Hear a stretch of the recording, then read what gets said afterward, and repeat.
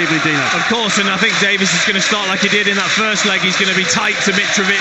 He's not going to allow him to just take that ball in easy. And like I said, he's very good with them long legs of his, just putting it round the side of Mitrovic to put him off. It's interesting there, Nigel, that Target looked up, didn't he, to play it to Mitrovic, decided against it, went back. So much patience from this Fulham team, it really is. And now Ream on the edge of the penalty area, clips it forward, but it's one in the air by Huddleston. Jerome tries to lay it back towards Lawrence on the edge of the penalty area, but Fulham will clear, and now Fulham can break with Johansson out on the right-hand side. The pace of Fredericks and also Kamara wait for the pass, and eventually it is scrambled clear by Bradley Johnson, and it will be a throw-in to Fulham, level with the edge of the Derby penalty area, flicked in field by Johansson, now gathered by Kamara. Kearney with a low left-footed shot, never got hold of it, and it's low into the arms of Scott Carson. Nobody gets the crowd going, doesn't it? I love that from players if they get a chance early on to get the shot away. Yes, it wasn't his best, dribbled into the arms of Scott Carson, but I think we're about 10 feet above pitch level here, and every time you come to this ground, it looks so small, doesn't it, the pitch? It looks as if there's no room whatsoever, as if the fans are right on top of you. It feels we are hemmed in by Fulham fans on all sides here as we sit at the front of the old Stevenage Road stand, one of the listed buildings in English football. History all around us, but Fulham looking to make history on the field tonight by winning their first ever playoff game.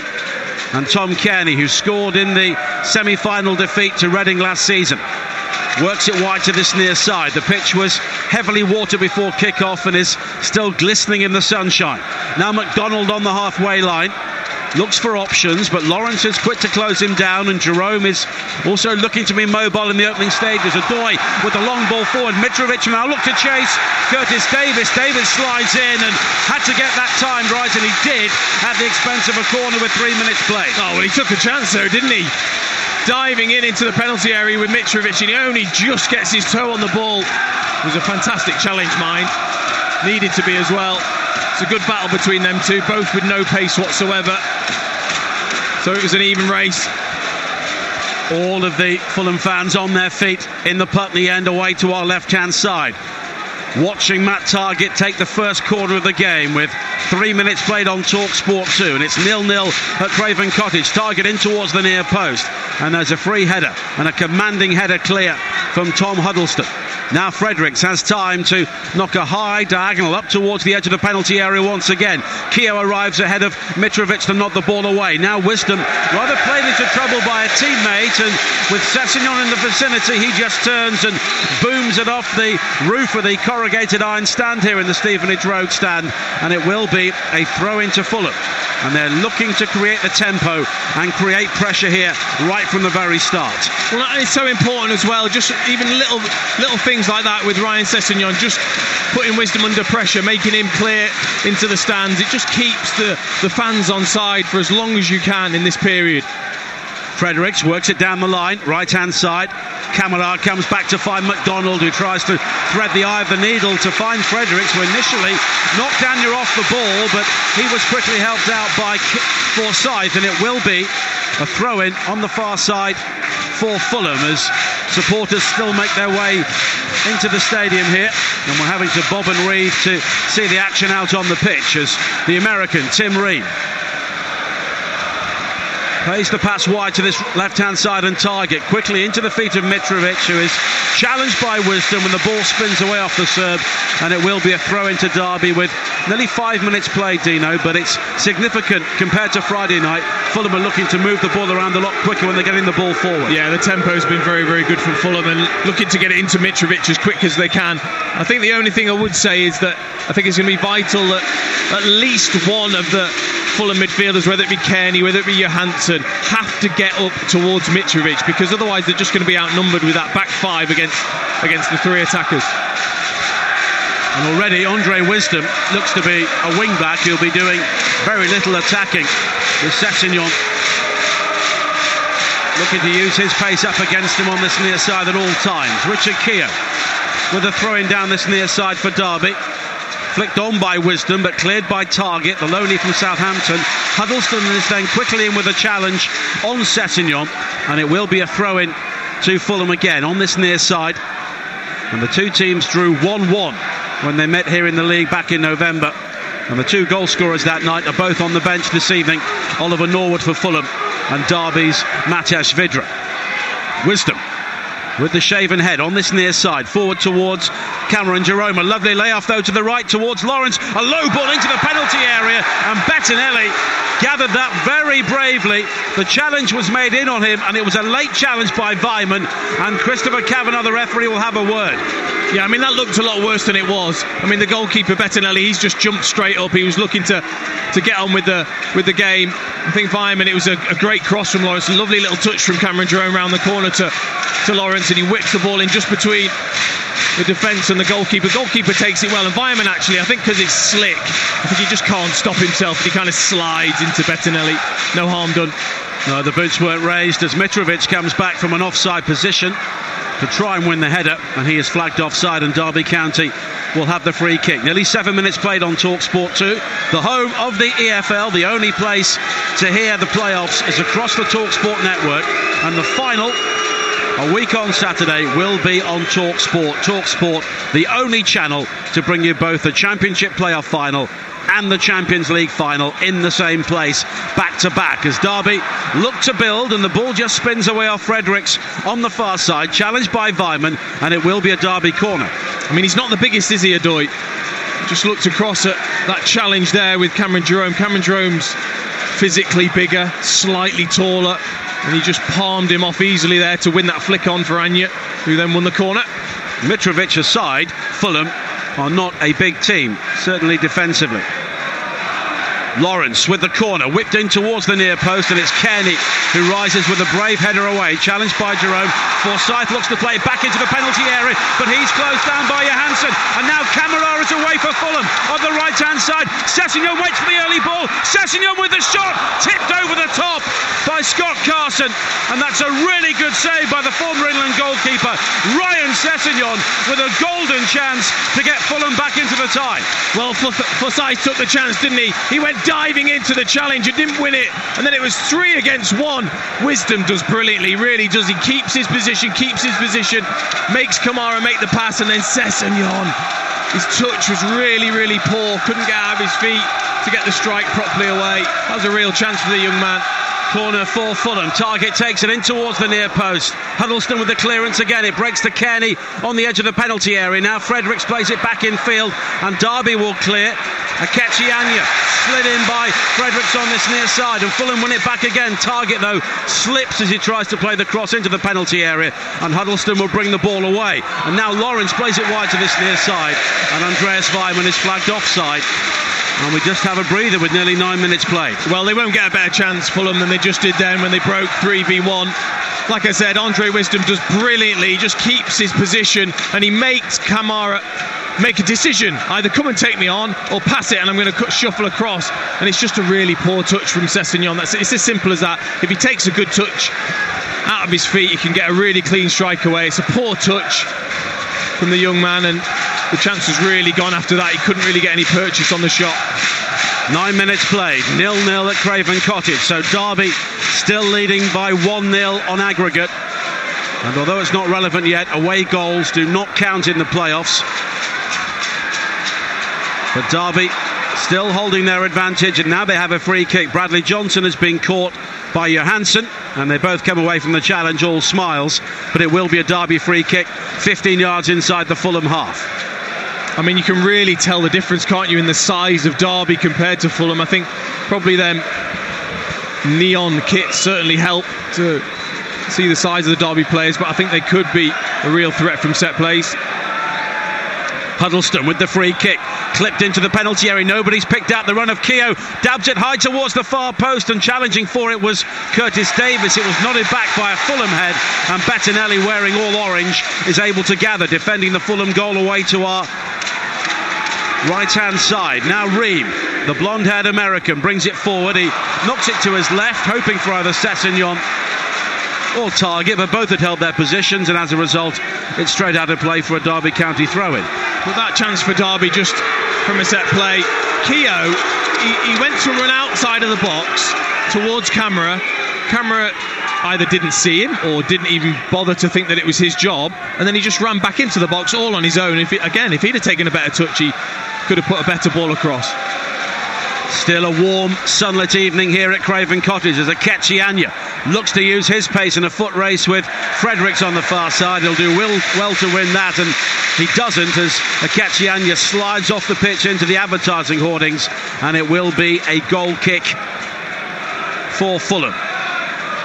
Well, I mean, the fact that they watered the pitch as much as they did, I know it's a warm evening, but that tells me that first of all, Fulham aren't going to look to play it in behind because it's just going to skid on. But also, I think when Derby then try and attack, if they try and play the ball over the top, it's just going to skid on a little bit more. But also then Fulham can play the style of football they want and keep it crisp and quick along the pitch.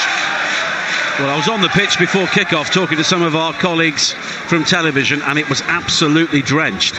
They've been watering it from about 5:30 this evening, and they only just stopped when the players came out for the warm-ups. And you can also see the water just skipping off the surface when Fulham knocked the ball across the back. So, yeah. And a lot of that is down to the manager. The manager will be asked about how he wants the pitch to play for his team. Mitrovic losing out to Curtis Davis again, who knocks it wide to the far side, the left, and Anya. And Davis will go back to his goalkeeper, Scott Carson, who's already made one important save in this game. 12 minutes played. It's still 0-0 at Craven Cottage on TalkSport 2. Part of our 500 games across the TalkSport network this season. More football than anybody else, culminating in the 2018 World Cup in Russia. It starts now in a month's time. And Fulham knock another easy pass out of play, and every time a Derby player thinks about taking the throw in, the Fulham players around us in the Stevenage Road stand, they're all up at the referee pointing at their watches about time wasting, but it's a bit early for that. But if anything, Fulham are being too frenetic at the moment. Yes, you're right. I mean, you want to do things quickly, but there needs to be some composure. And that ball that was just fizzed out straight out of play from Ream, that just shows they are quite frantic, aren't they, Fulham, to get this early goal.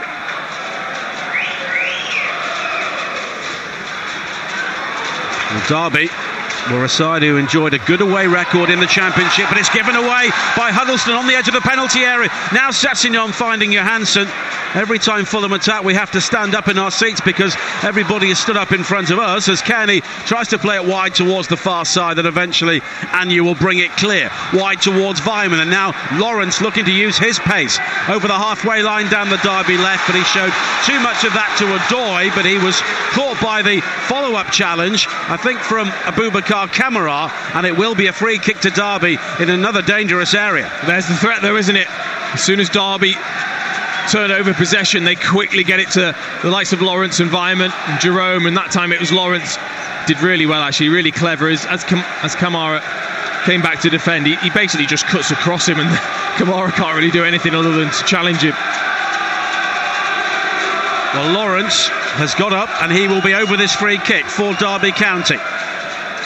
Every single Fulham white shirt is back defending this free kick at the Hammersmith end of Craven Cottage, which is still bathed in evening sunshine here. Lawrence with the free kick, high towards the far post again, but it's nodded away by Target, but only as far as Weimann, who had time to set himself for the volley, and he loops it high over the crossbar.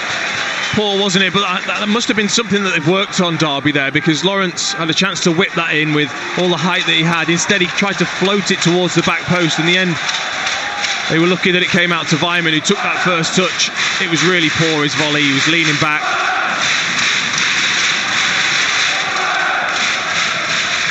Now it's played forward towards Mitrovic. Back to Kearney. And now Kearney finds Target. Target with an opportunity to whip the high ball in, looking for Mitrovic. And again, it was Forsyth who arrived to get there first. And the header is over the top, behind for a corner. Well, that's exactly what me and Dan were talking about before the game, is that if they get the opportunity, can they put quality in there? Mitrovic is a threat. Brilliant ball from Matt Target, something for Mitrovic to attack. And in the end, it was a great defending header.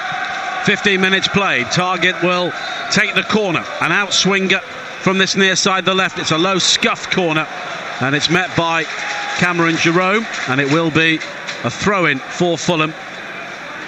And Fulham worked every single corner short in the first leg on Friday, but they're trying to knock the ball high into the penalty area during this game, but so far the delivery has not been great. Now Fredericks finding Adoy, who was the last man just inside the Derby half, wide towards the far side again, and Kearney. And here is Abubakar Kamara looking to use his pace. Anya does well to make the initial challenge. The ball stays in play. Kamara cuts it back towards Kearney, who tried to weave his way into the penalty area, and eventually he is challenged, and it spins away on the far side for a throw into Fulham. Well, and McDonald's not happy with him, because if Tom Kearney had just let that roll underneath his body, and McDonald would have had a clean strike at goal. Instead, Kearney was a little bit greedy, took it on himself, and there wasn't really the room to get the shot away. It was blocked easily. And it's a throw-in for Derby County on the far side.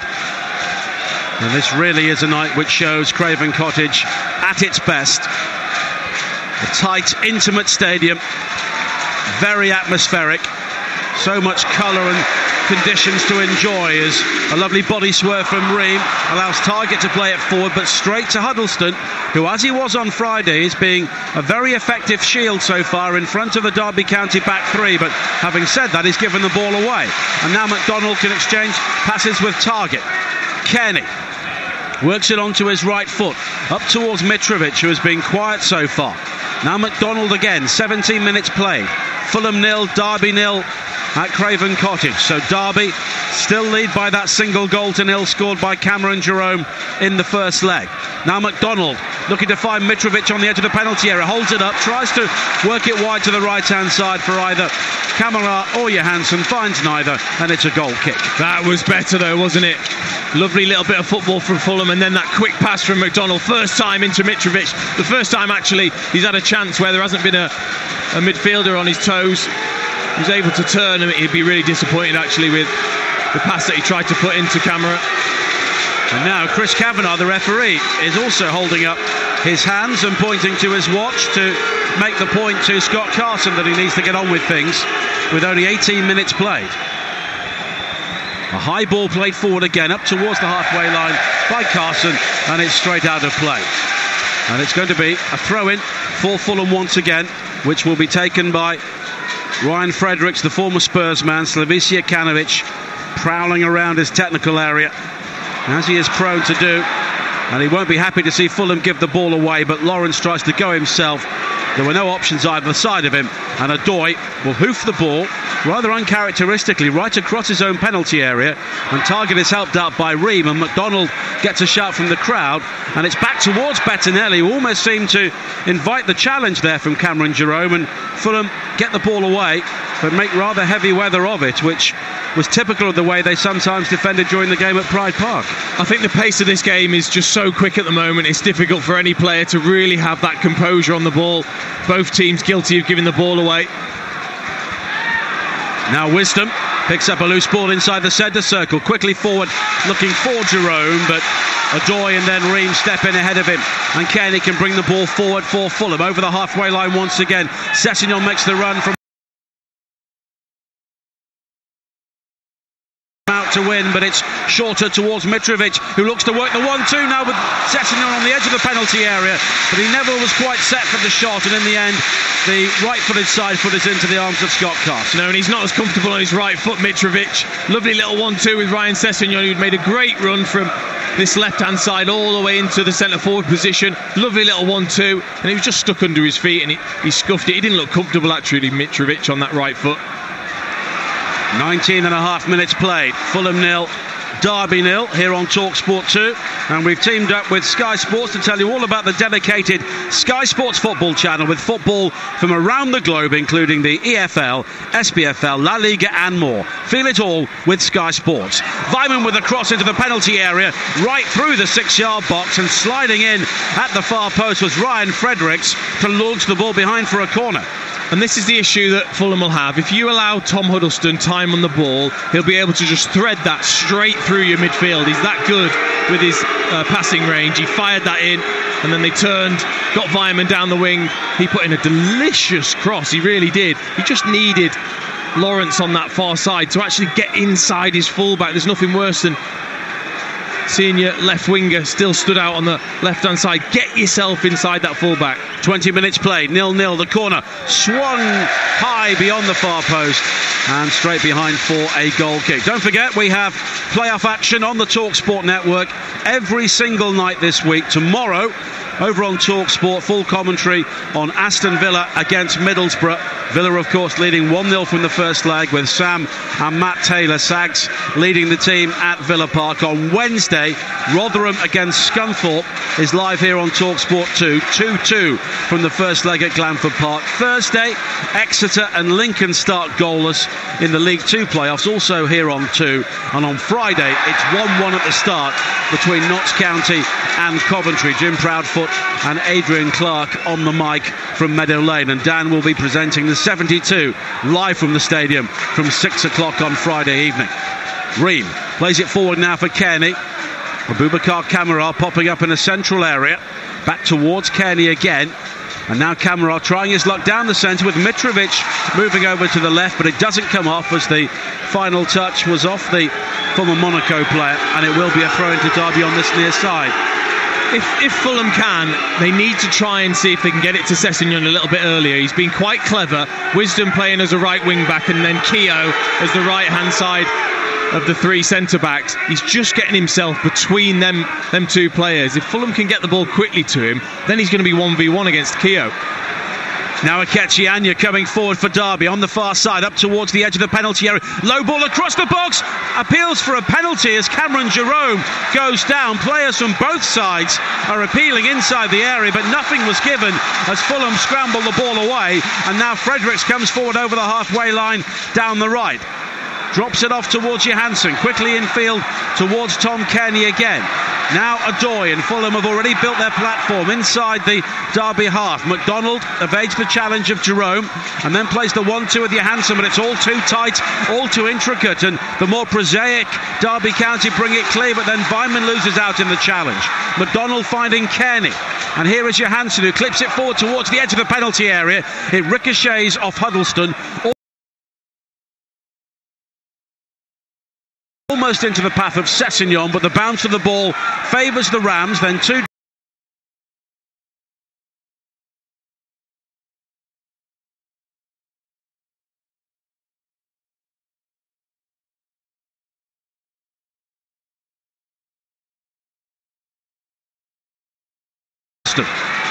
wide to the far side, the left, and Lawrence. Jerome makes the run down the centre. Now Weimann joins him, but pressure from Fulham, and you can hear those cardboard clappers which they've handed out all around the stadium being used to good effect.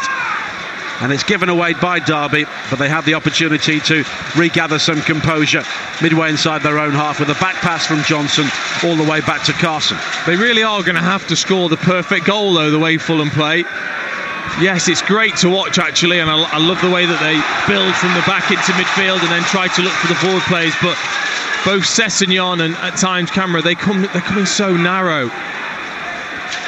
Now it's clipped wide by McDonald towards Target, who is quickly challenged by Wisdom, but he's managed to squirt it back towards Kearney. And now Remon towards Adoy. And this is the way Fulham play. The ball usually stays on the ground, although Adoy was caught late there by Lawrence, and with no real advantage forthcoming, Christopher Kavanagh has given the free kick. 24 minutes played, 0-0. Well, we just look at Derby's formation, and every single player is, at the moment, they're doing their job. Just Cameron Jerome up front, but then every single other player is back into position. Huddleston and Johnson just shuffling across, no space. All the space is out wide for the fullbacks. Now Mitrovic finding Johansson with a shot, left-footed, and it whizzed over the angle with Carson Beaton. Well, Tom Huddleston's pointing towards Wisdom and Keogh as if that wasn't his job, but it was. He lets Johansson go. That's his job, Huddleston. He can't just let midfielders run off the back of him. And again, that's how Fulham play. They play it into Mitrovic. He lays it off. Johansson with a fantastic strike. It just cuts across it slightly with the outside of that left foot, which means it just goes wide.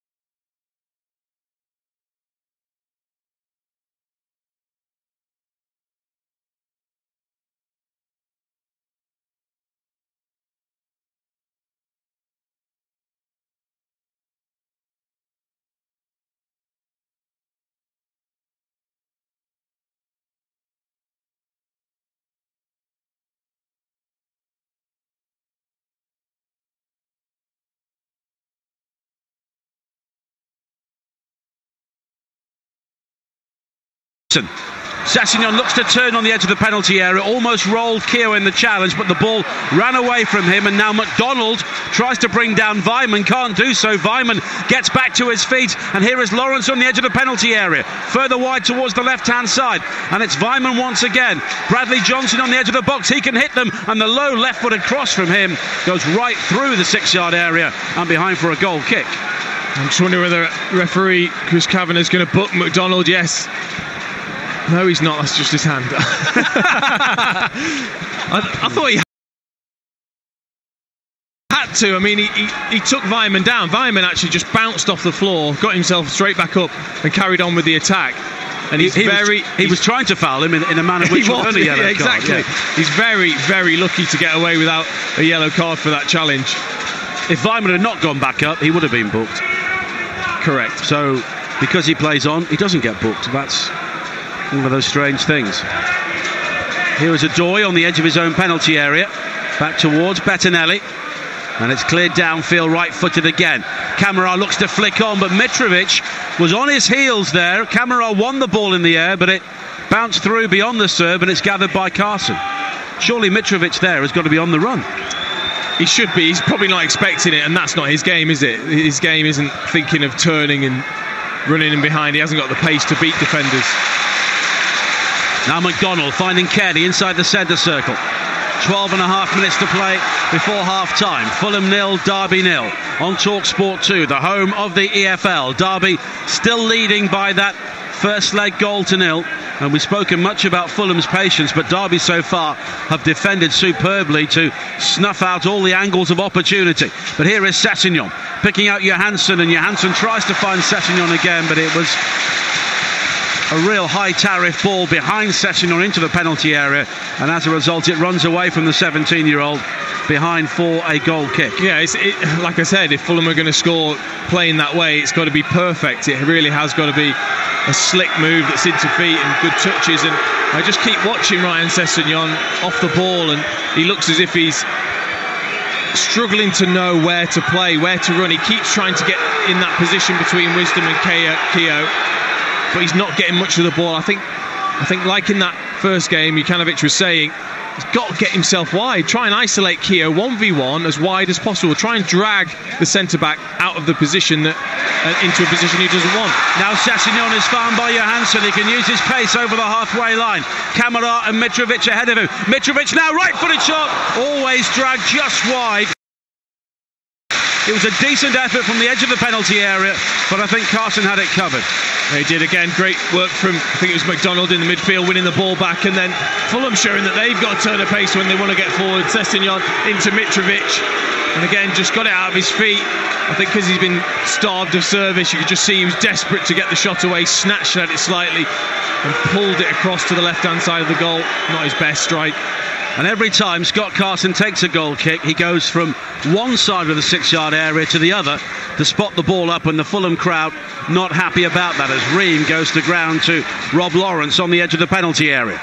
Wisdom finding Huddleston, and here is Johnson. And Derby County, when they have the ball, continue to be very patient, and defensively so far, we should say, they have been superb. They have, and again, they've defended in numbers, made it difficult. If Fulham want to try and play through them, it's going to have to be a great bit of football. The one bit of great football they've had was when Johansson got that shot away. Other than that, it's been difficult for Fulham to get through. Fredericks finding Kearney out on the right-hand side, back in field towards Adoy. Fulham always make themselves available for the pass. Nobody turns their back, although that was the problem during many games in the first half of the season, of course. They were down in 17th at the start of their mammoth unbeaten run. Kamara infield towards Kearney again, 35 yards from goal. He looks up and sees 9 high visibility yellow shirts ahead of him. So Fulham will try and take the long way round. Fredericks out on the right-hand side, finding Kamara. Kamara finds Johansson, the flick on finds Mitrovic, who was having a shirt pulled, but he's managed to roll the challenge of Curtis Davis, whips the shot in towards the near post, and it's just wide. Oh, that's different class. Honestly, that is different class from Mitrovic. It really is. That's proper centre-forward play. It gets fed into him inside the box. He takes a lovely touch, and then he just uses his strength, a quick swivel, turns, and he's inches away from that near post. Great turn away from Davis.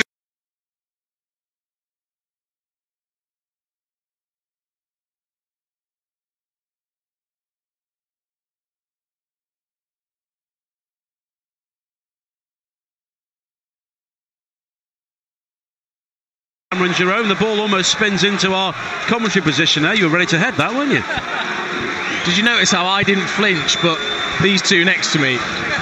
Yeah. Dan grabbed hold of my arm. he was trying to stop me getting the ball. He was like Curtis Davis.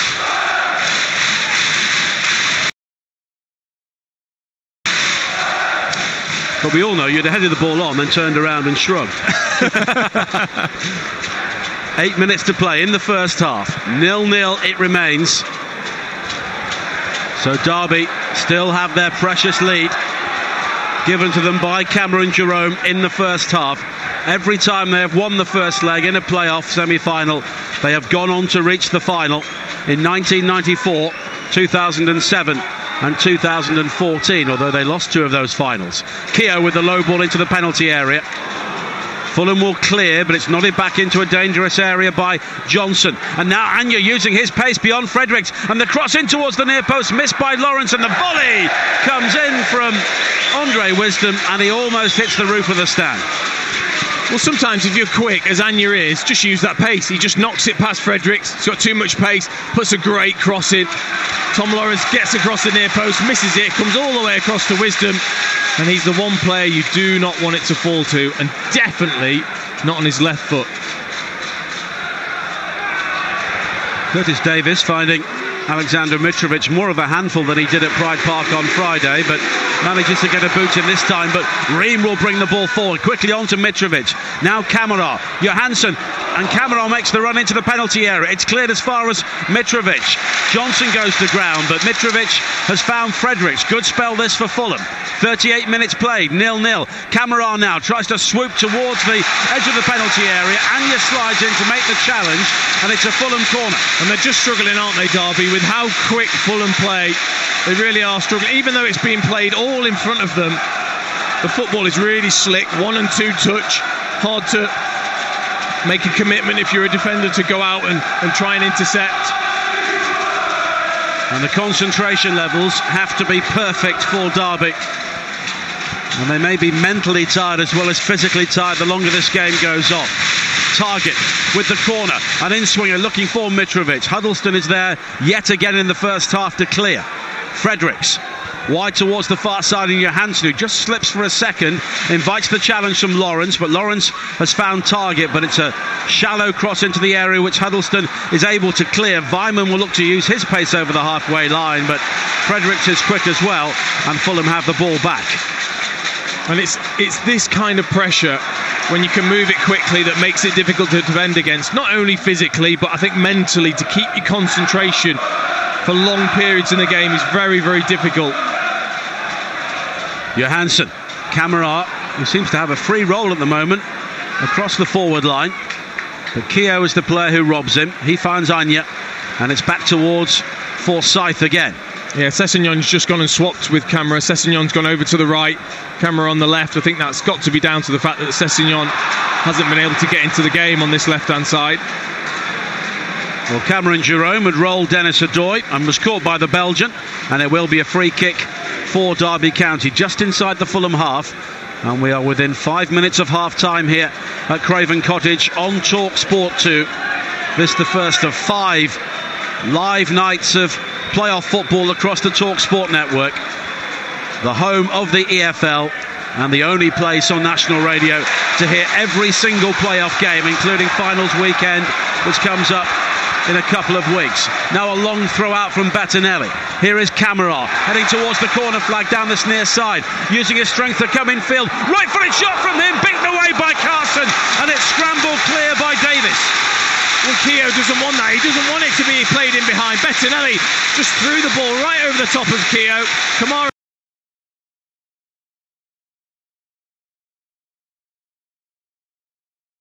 showed his pace. Keogh wasn't interested whatsoever, and then when he cut inside, no one really came out to him. Fierce shot Carson, it was an easy save really in the end. Made a bit of a meal of it because Davis tried to head it in front of him. Main thing was he kept it out. Target will take the corner down this near side. It's an outswinger towards the near post, nodded away by Davis again.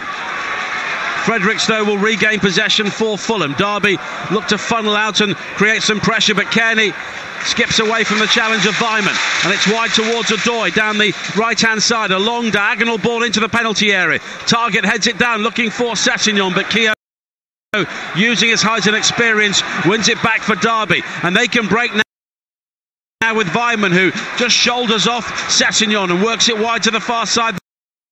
The left, and Cameron Jerome, who comes infield, right-footed shot from him, got right underneath it, a loopy sort of curler over the top into the Hammersmith end. Yeah, again, I mean, it opened up brilliantly for environment. Again, has looked a real threat when he's counter-attacked against Fulham. Does the right thing, pushes Sessegnon off.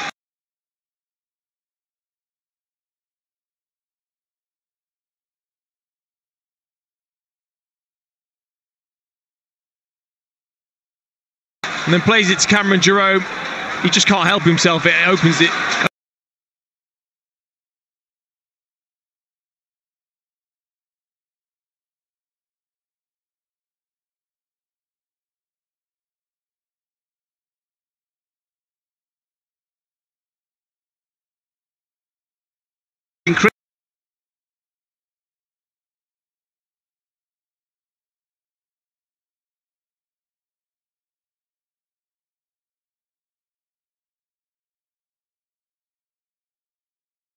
Best save of the game from Carson, in my opinion.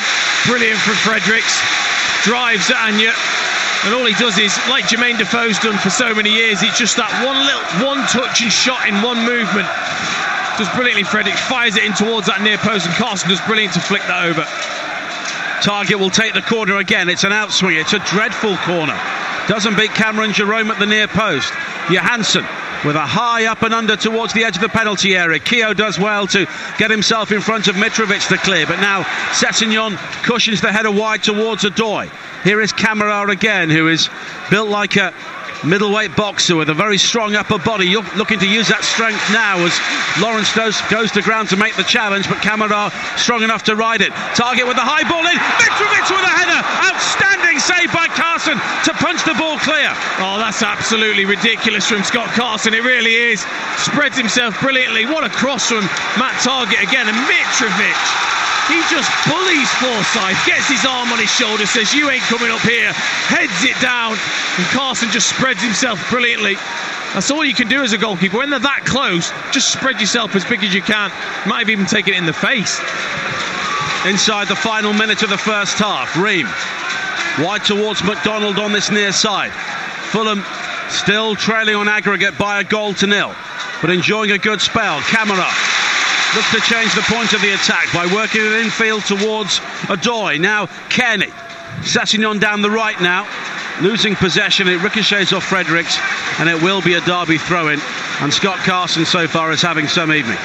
Absolutely, yeah. I mean, again, that's the threat, isn't it, of Mitrovic? Oh, with a hand, what a hand as well. It was great. We can see a little replay just in front of us, but he gets up high, and Scott Carson, it's his forearm almost, his inside of his elbow to make the save. Big arm needed. But that looks so much better from Fulham when they get it wide and deliver real quality. Mitrovic just absolutely bullied Forsyth. Which makes you wonder why they didn't cross the ball in a single time on Friday night. Absolutely.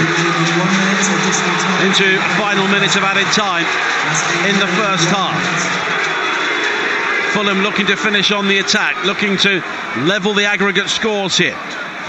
Fredericks infield. Mitrovic goes down on the edge of the penalty area, but I think he knew Forsyth was always going to win that ball. Forsyth knocks it long. Jerome will chase, and he's got there before Ream. What can he do? Rather isolated on this near side. Jerome plays it back towards Huddleston on the edge of the penalty area. Poke through towards Anya, who is onside. Anya now with a chance to play it back infield, and Huddleston's shot ricochets off the challenge at the near post of Target, and it spins away on this near side. And Derby now may have one final attack for them at the end of the first half. And there's a glimpse of what Cameron Jerome does. That work that he does, the ball over the top, shouldn't have really got it. Great work, leads to a chance for Huddleston. Derby delaying the cross on this near side, and maybe just waiting for half-time, and Chris Caffin, the referee, obliges by blowing the whistle. And so far, although the Fulham crowd rise to acclaim their team, Derby County have done what they set out to do. They are still ahead on aggregate. Scott Carson with 3 outstanding saves in the game so far, and Slavica Kanovic remains frustrated. Half-time, it is Fulham 0, Derby County 0. Derby still lead 1-0 on aggregate. Thank you, Nigel. Fair to say the Fulham fans wanted significantly more than that 1 minute of added on time at the closure of that first half. The pendulum swing, the back and forth. Dean Ashton, we're up and down. It's absorbing. Oh, it is. It's been fantastic. The pace has been exactly what you would expect of a second leg, and I think because the pitch is so tight as well, it really has been fizzed around by Fulham. I've been really, really impressed with Fulham, because although we've seen a little bit more from them in terms of delivery from wide areas, they are really patient. But because the pitch is so slick, Derby are really struggling to get the bodies across, and they're still creating chances, even though they're not looking to get it in behind. The crosses are coming, which are key. Mitrovic is growing into the game, but they are being persistent with this patient style that we discussed in detail in the build-up to kick-off in this decisive match tonight. But it's coming, isn't it?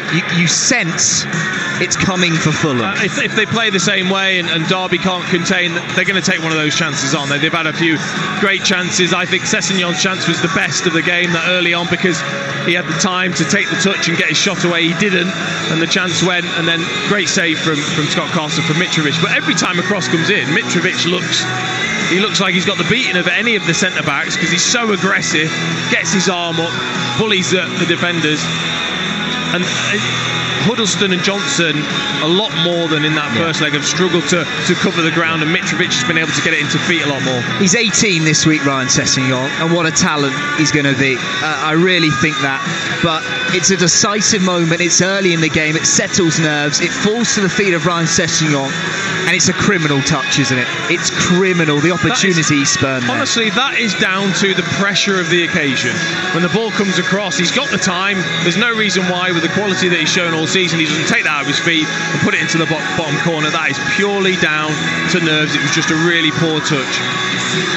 Scott Carson's goal has been under siege back end of that first half, let's be frank. But that save from Aleksandar Mitrovic's point-blank header, just get something on it. How good is that from Scott Carson, who's, let's not forget, he spent a year in the Championship, but there's a reason that Gary Rowett and a number of very, very knowledgeable pundits have said, get him on the plane to Russia.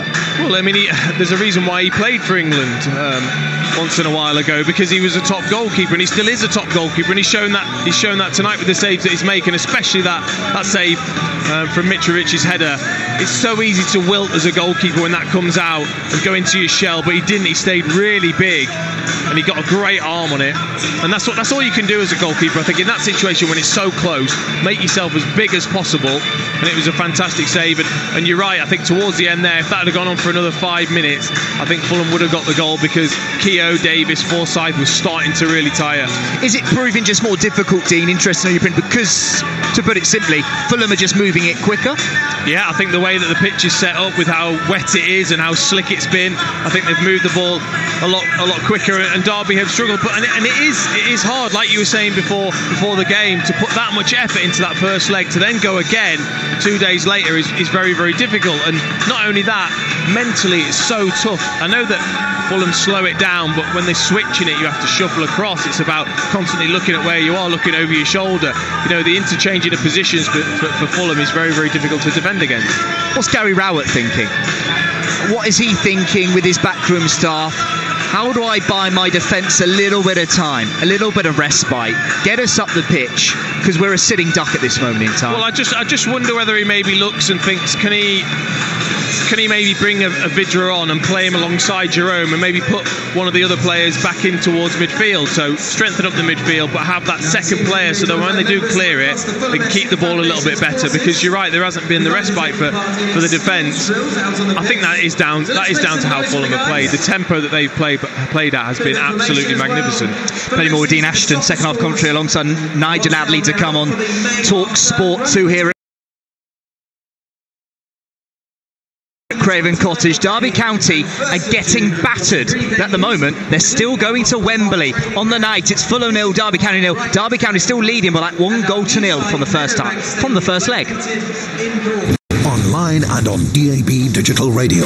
Championship Live on TalkSport 2. MyCarNeeds.com.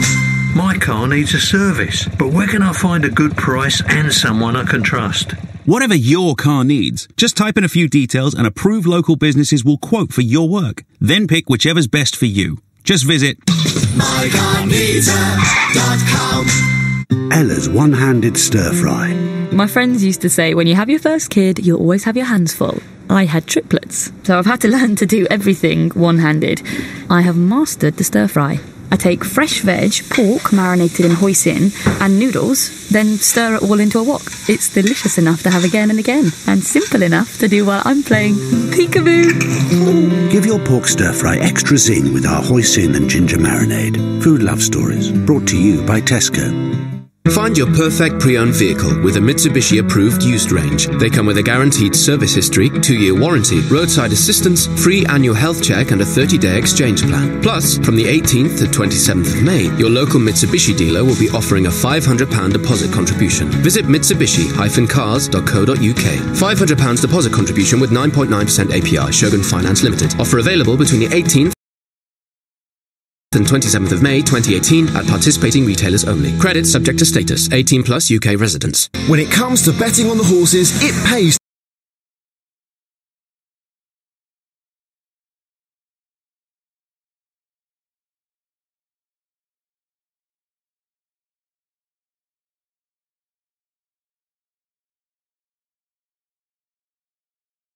Bright. 5 times wagering to release bonus. Minimum odds 1.8. 18 plus begamblerware.org. Keeping your four wheels fresh when you've got a four-legged friend can be a hairy business. Until now.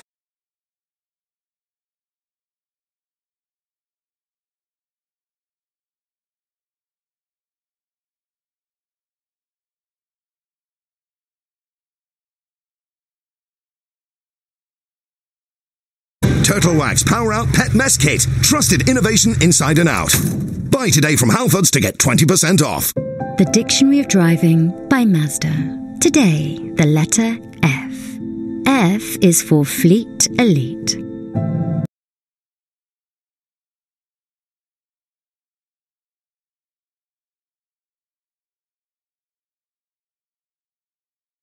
Mazda fleet cars that are a cut above the rest. The Mazda 3.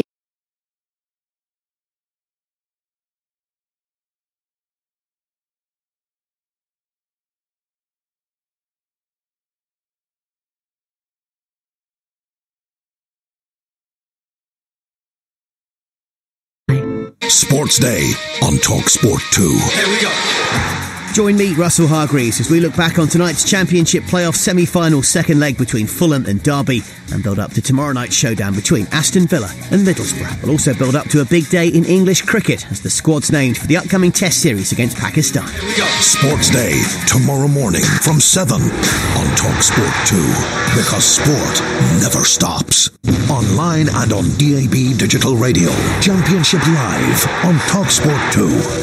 Certainly another lively night on TalkSport 2, your home of the EFL playoffs. Wednesday night I'll be at the New York Stadium for the second leg between Rotherham and Scunthorpe. Our coverage underway from 7 p.m. Alex Crook and Neil Redfern alongside me. Oh, that's so well poised at 2-2 between Paul Vaughan and Nick Dawes' side. Thursday night, St James's Park down in the southwest for Exeter City against Lincoln in Sky Bet League 2. Second leg to come, 0-0 between those two. And on Friday I'll be bringing you our EFL dedicated show, the only dedicated show on our network, the 72 on TalkSport 2, all live ahead of Notts County against Coventry, the second leg in League 2, 1-0 between those two sides. Our build-up underway from 6. And of course, don't forget Villa taking on Middlesbrough, and you can hear that game only on TalkSport tomorrow, live and exclusive with Mark Saggers, Sam Matterface, and the Swindon midfielder Matt Taylor. And ahead of tomorrow's night's playoff action, let's bring you and hear from both sets of managers. First, the Borough boss, Tony Pulis, who's been talking to TalkSport 2, who says his side have it all left to do after losing the first leg. No, I think we've got players here with lots of experience who've been involved in these games and been involved in playoff ties, so they know what to expect. They know what they're going to get. And I've been to Villa Park for cup games before, and it'll be bouncing. So everything is against us.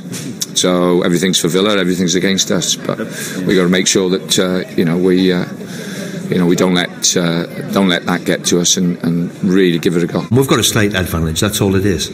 We're 1-0 up at half time. How many games we see turn round always. So we've got to guard against that. Middlesbrough have got a really good away record. They're dangerous on the counter-attack. They've got pace in a lot of good areas. So we'll have to guard against that. But it should be a fantastic occasion. Full house. Let's see if we can get where we want to be. Under the lights at Villa Park tomorrow night on TalkSport from 7 p.m, the second leg between Aston Villa and Middlesbrough. Of course, Villa holding that 1-goal lead from the first leg in the Championship playoff. Tonight we're at Craven Cottage. Fulham dominating, but Derby 45 minutes away from Wembley.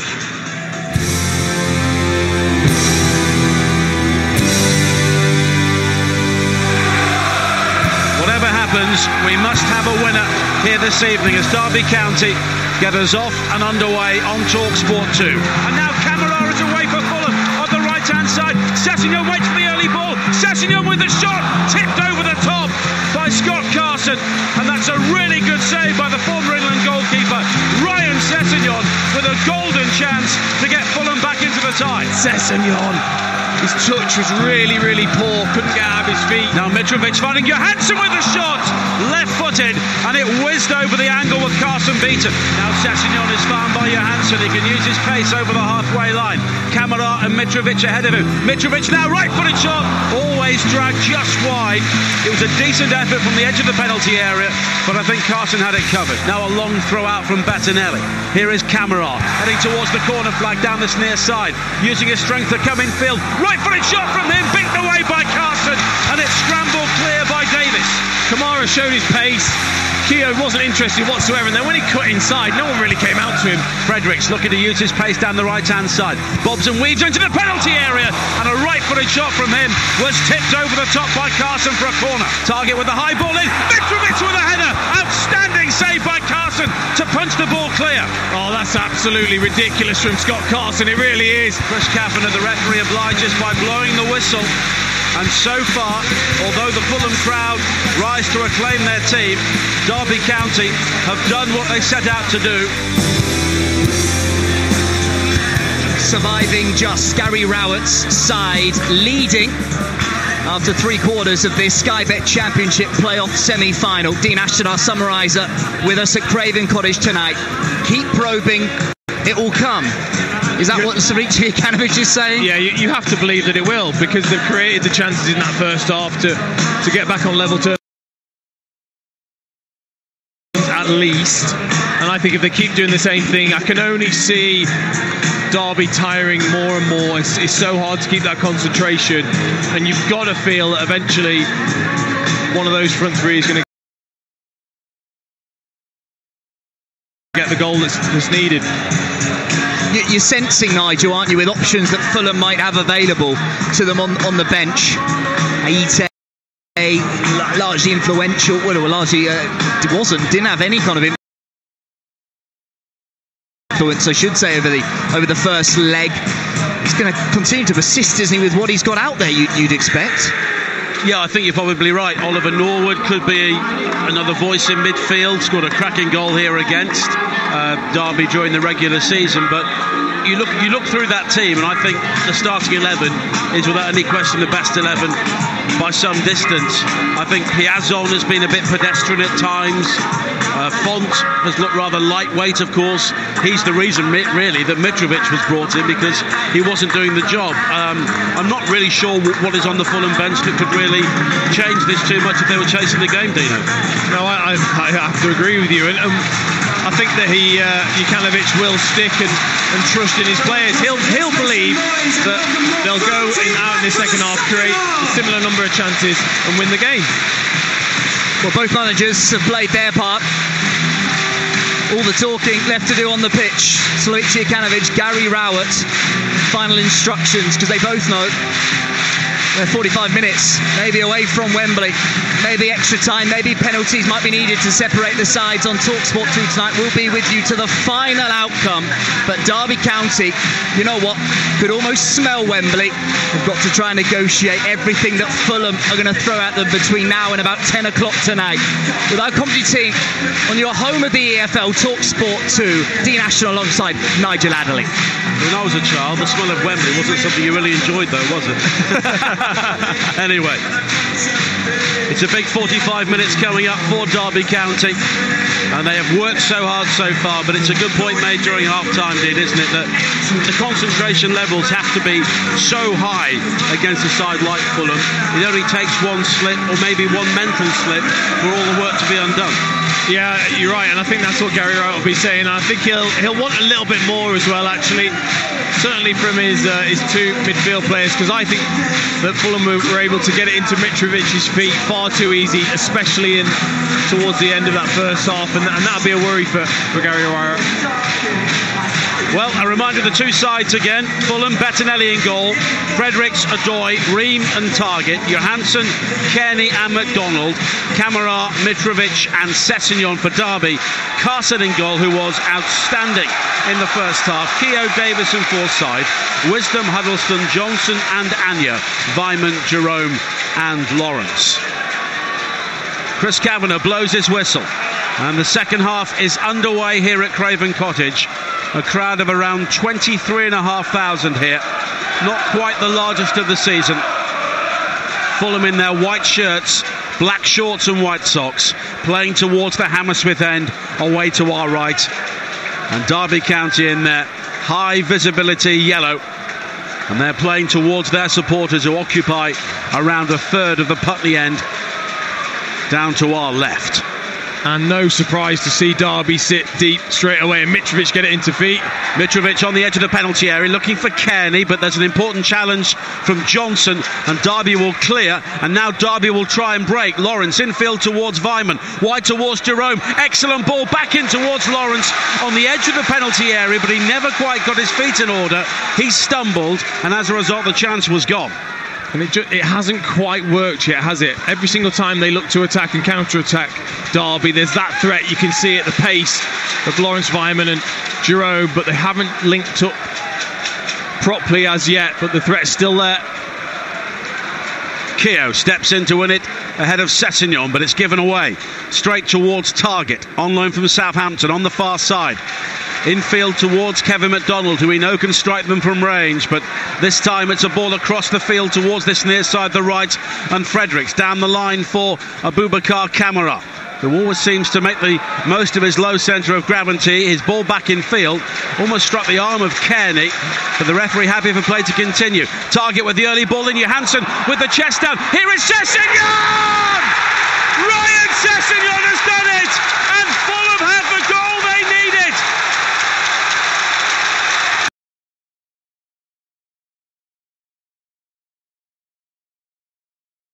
The boy wonder in his final match as a 17-year-old brings jubilation to Craven Cottage.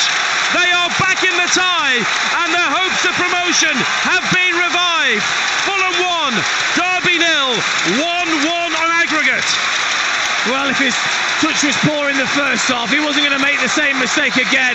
It's a wonderful cross in towards Mitrovic, who takes a great touch on his chest, and Sessegnon does brilliant because he knows that he's under pressure from Keogh as it drops down from Mitrovic's chest, and all he does is just takes one on his belly. He literally just bellies it forward and then smashes the volley past Carson from about 7 yards out. Nothing Carson can do with that.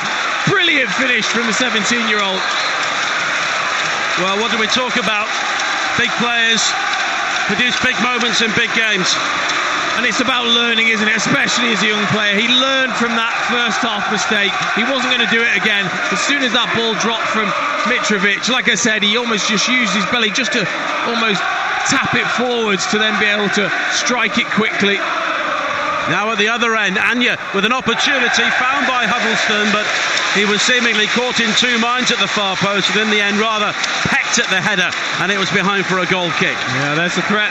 Quality from Huddleston again, picks his head up, time on the ball, able to pick Anya out of the back post, and you're right, he doesn't know whether to side foot it, whether to volley it, whether to diving header. In the end, he does neither, and your analogy of pecking at it was absolutely right. Well, Ryan Sessegnon will be 18 next Friday. So his first game as an 18-year-old could yet be a playoff final at Wembley for Fulham. And his final game as a 17-year-old may not be his last one in the white shirt here. Johansson. Fulham level on aggregate, 48 minutes played. Kearney looked to find Sessegnon, who turned the other way. Forsyth brings it clear, but it's Johansson who comes in with a firm challenge, and it's a throw-in. And Craven Cottage is now really alive. Johansson infield towards Kamara, who was possibly clipped, but McDonald sweeps it wide to the left. Sessegnon now has come in field, and it's a throw-in to Derby County as the ball goes over his head. But we talk about the quality of the finish, but from a Derby point of view, who was at fault? Wisdom? No, I think it's probably Keogh, to be honest, because the cross came in, he wasn't in a great position, it missed him, and then the knockdown from Mitrovic obviously fell to Sessegnon, and Keogh, having let the ball go over the top, he then didn't see the danger, didn't get himself back into position to mark Sessegnon, and that's all it takes, is that one lapse of concentration, and he showed his quality with the finish, smashing it into the roof of the net. Well, it's only the third time Fulham have scored in 8 playoff ties. Peter Beardsley, Tom Kearney and Ryan Sessegnon. Now Fredericks with a low ball into the penalty area from the left, and it's swooped on by Carson on the edge of the 6-yard line. He's coming into the game more and more. Fredericks got real pace. Anya played as a winger at times, playing as a almost a full-back now, how deep he's getting, and he doesn't do that defensive work quite as well as Forsyth does as the left-back. Now Sessegnon again, looking to fasten onto a long throw forward. 2 Derby players collide, going for the same ball.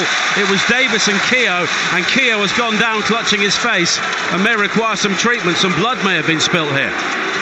But that's just the panic, isn't it? That's the panic that Fulham have been able to put into Derby's side. Both of the players go for the same ball, lack of communication. Keogh coming off worse. Again, unbelievable tempo for Fulham at the start of this second half. 5 minutes played in the second half. Fulham leading Derby by a goal to nil. 1-1 on aggregate. Ryan Sessegnon with the goal. And Richard Keogh is flat out here. The stretcher has been called for, and Derby may have to make a change. And everybody inside Craven Cottage is on their feet. And the coolest man in the stadium is one of the youngest, Ryan Sessegnon. Well, we were talking, weren't we, before the game about how these big games is where you're going to be remembered, how you can enhance your reputation, and he's done exactly that. And I think what's so great as well is he missed that chance in the first half where he took a poor touch. It hasn't affected him, keeps going, and when he gets that next chance, really did take it well. 16 goals this season now for Ryan Sessegnon, and the first half of the campaign he played as a fullback. I mean, that is the measure of his calibre, isn't it? It is, you're right, and he wonders how far he can go. But I think I've been covering some of the England under-17 European Championships, and so many of them players are so adaptable now. It's great to see from our young players that they're able to adapt positions from full-back to wingers to even forwards at times. Well, Keogh, I think, is back on his feet on the far side as Fulham try and make the most of the throw-in, but it's spun out of play again, and it will be another throw-in which Targett will take. It remains a warm, very mild evening here in southwest London as Fredericks comes forward now for Fulham down the right-hand side. Kamara is looking to offer the width once again, and he's managed to isolate the fullback infield towards Fredericks, who just slipped, and now McDonald with a shot which was deflected, and it loops high off the shoulder of Keogh behind for a corner. You can't defend this deep if you're Derby County. They're so deep, they're all in their own penalty area at that point. There was only 2 players outside their penalty area. That's how deep they were. You can't defend that deep. Sessegnon is over the corner on the far side. Targett is offering himself as the shorter option, but it's Sessegnon who lofts it high, swirled towards the far post. Wisdom jumps to head away but misses it. Here is Kamara now down the right-hand side. He slips at the vital moment but still finds Kearney. Kearney with a high cross in, looking for the head of Mitrovic, but it just grazes the eyebrows of the Serbian and goes behind for a goal kick. I'm surprised actually that Curtis Davies hasn't actually gone and had a word with Chris Kavanagh, because Mitrovic, what he does is when the ball comes in, he gets up early and he just puts his arms on top of your shoulders, so he doesn't allow you to jump, which is great if you're a centre forward. But really, Curtis Davies should just have a little word with the referee and just say, you have a watch, where every time that the cross comes in, he's holding me down. But is that not part of the centre forward's art? Oh, absolutely. From Mitrovic's point of view, it's brilliant. But if you're a defender, I think he's got to try and say something to the referee, because it is a foul. But that's what Mitrovic is trying to do. He got away with it in the first half with that great chance as well. 54 minutes played, pinky blue, early summer skies overhead as Fulham look to build again, leading by 1-0 here on the night, 1-1 on aggregate. So if it stays like this, we would head to extra time and maybe even a penalty shootout to decide who is going to Wembley. Villa and Middlesbrough will compete again in the second leg of their semi-final tomorrow, live on TalkSport. Villa leading 1-0 from the first leg. Sags in the chair with Sam Matterface and Matt Taylor as Sessegnon almost works it into the penalty area for Kamara. And Derby clear, but you're right, they are far too deep, Derby County. They are not engaging Fulham high up the field at all. Now Kamara. There's the 1-2 with Kearney, but the pass was overhit and it's behind for a goal kick. And also they're starting to get stretched from the back three to the centre forward lines, getting bigger and bigger, and that's leaving more space then for Johnson and Huddleston to cover the ground, which, as we said before, they're not athletically very good. And that's where Fulham can make the most of that three-man midfield that they've got. Well, it's a raucous atmosphere inside the stadium at the moment as Jerome tries to win a header, but he's beaten to it by McDonald. But now Lawrence hooks it forward, and it's Bradley Johnson making the burst through, and he's ridden the challenge of Adoy, and the volley towards the near post blocked by the legs of Bettinelli, and it spins behind for a corner. Well, I was waiting for the net to balls, because when he gets it on his left foot, Johnson, he tends to find the back of the net when he gets in that position. He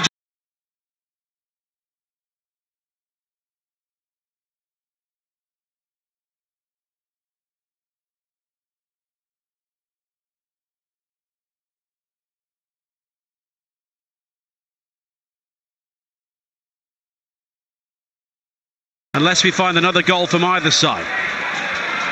Lawrence flicks it on for Derby, midway inside the Fulham half. It's nodded clear as far as Huddleston, who returns it with interest.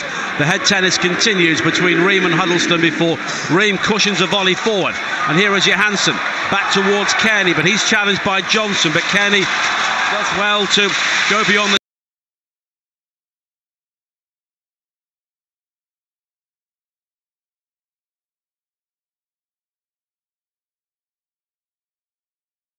challenge of the former Leeds man, and it's worked wide to the right hand side and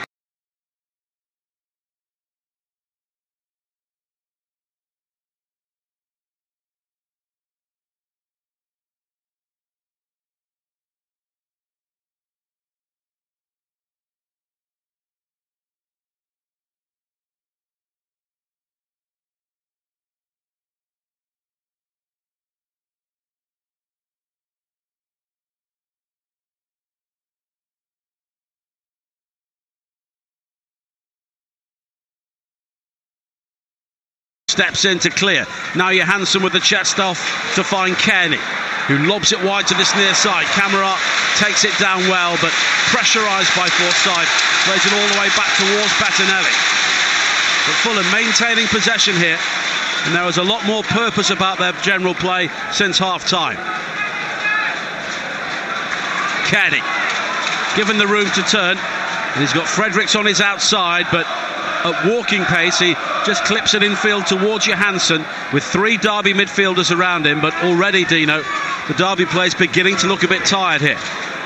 Adoy finding Johansson on the edge of the penalty area, wide to the right, and Fredericks almost skips away from Anya, who had gone to grab but then lunges in the second time just to poke the ball away.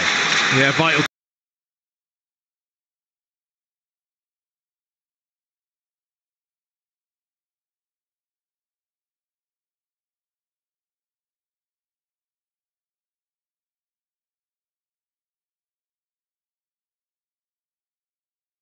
Do something. Gary Rowett had to change it slightly. I think they needed more men in that midfield who starting to get overrun 3 against 2.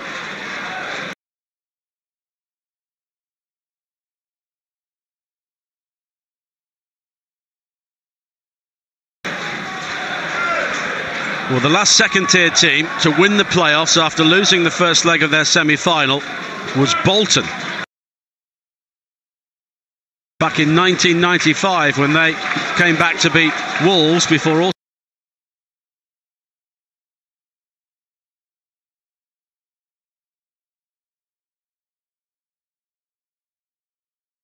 also coming from behind to beat Reading in that memorable final 4-3 at the Old.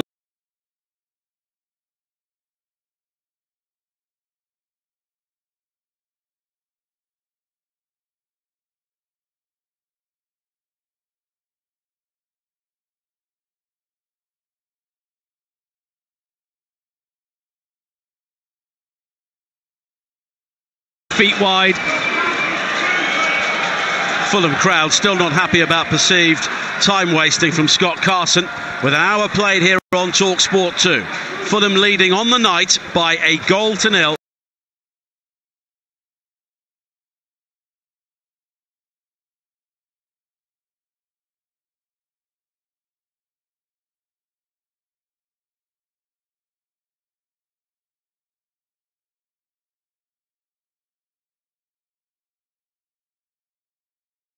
And we are level on aggregate at 1-1. Davis with the early ball forward over the top, looking for the pace of Lawrence, but Ream will clear. And here is Kearney, who's got time to turn. Assesses options left and right. He goes towards the near side, the right, and Johansson further on towards Cameron. Slid into the area. Fredericks is round the back. The cross, though, is sliced away by Davis. And now Vyman does well to pick out Jerome. Jerome strong enough to ride the challenge of McDonald, and then he is caught by Johansson, cleaned out comprehensively, and Jerome not happy about the nature of the challenge, and I am not surprised, and the Norwegian will receive a yellow card. Oh, you won't get any more cynical of a tackle anywhere ever.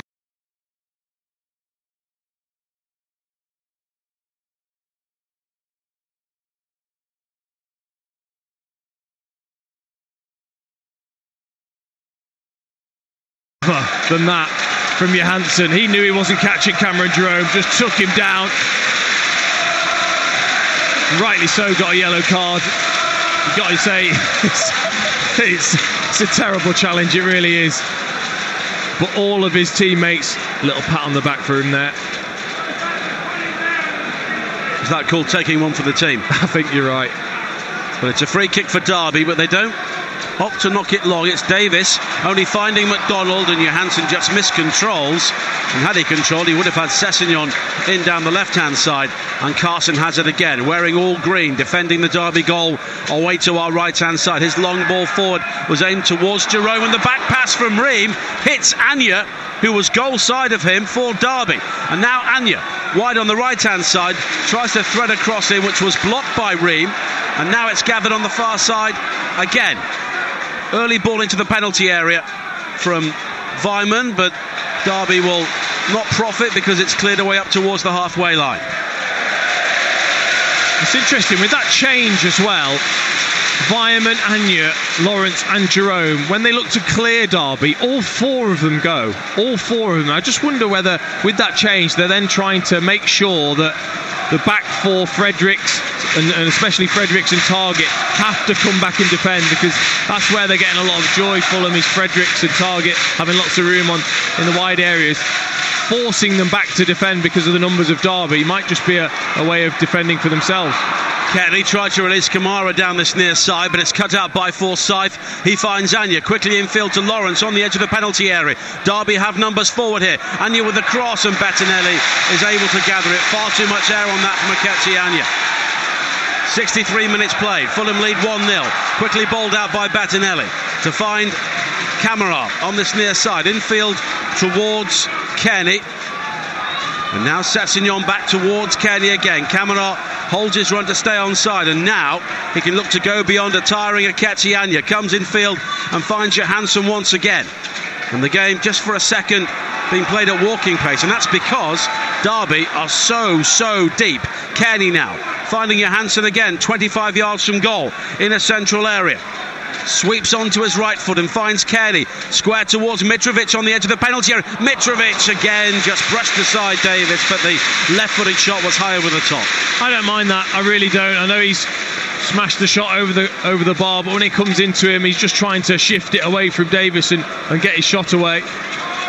He's looked really strong and aggressive, and he's getting the better of Davis in this second leg, that's for sure. Well, Declan, our producer, tells me Ryan Sessegnon is the first 17-year-old to score in a playoff game since Max Clayton for Crewe. Yeah, absolutely. In May 2012. I'd have been in trouble if I didn't get that right. Absolutely, I'll put you on the spot there with that in mind.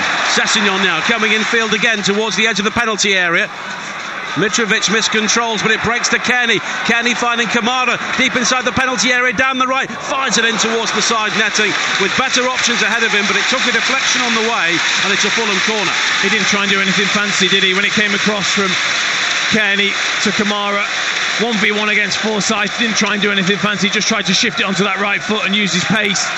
Forsyth did very well, stuck to his defensive duties, put it out for a corner.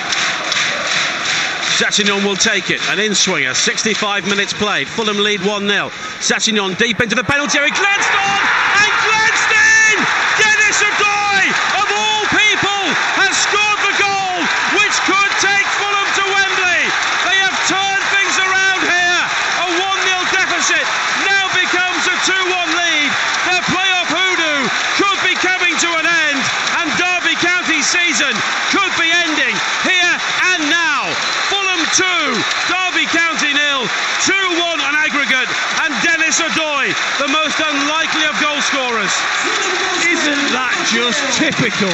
In the first half, we're saying what big side Derby are, how Cameron Giroud's bigger than Odoi, but it doesn't matter if you get yourself free, and the delivery from Sessegnon's brilliant, because it's flat and it's got real pace on it, but he gets in front of his man at that near post, Odoi, and he flicks in a quite magnificent header into the far post where they haven't got a man on the post, but it's pretty much right on the money, in off the post, right near the top corner.